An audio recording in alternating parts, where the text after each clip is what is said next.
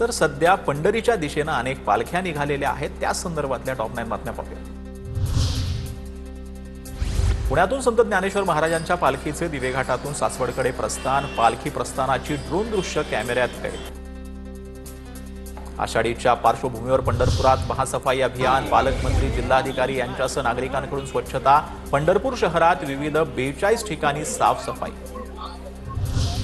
बीडच्या अंबेजोगाईमध्ये एक दिवसाच्या मुक्कामानंतर गजानन महाराजांची पालखी पंढरपूरच्या दिशेने मार्गस्थ, भाविकांची दर्शनासाठी गर्दी।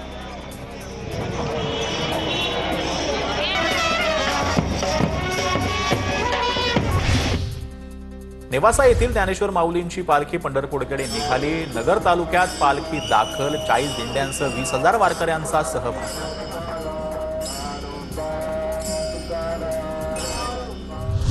विठ्ठल रुक्मिणी मातेच्या चरणी सोन्याच्या तुळशीहार अर्पण, 17,68,000 किमतीचा सोन्याचा तुळशीहार अर्पण करणाऱ्या भाविकांचा मंदिर समितीकडून सत्कार। अहिल्यानगरच्या श्रीरामपूरमध्ये सद्गुरू गंगागिरी महाराज पालखीचा रिंगण सोहळा रंगला। पालखीतील हजारो वारकऱ्यांवरती जेसीबीतून फुलांचा वर्षाव। रिंगण सोहळ्यानं श्रीरामपूरच्या नागरिकांच्या डोळ्याचं पारणं फेडलं।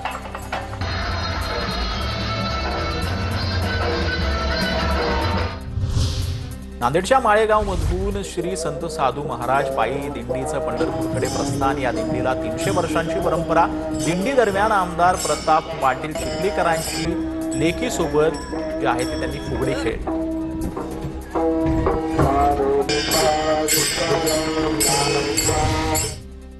धुळे परिवहन महामंडळाच्या वतीनं 150 बसेसचं नियोजन।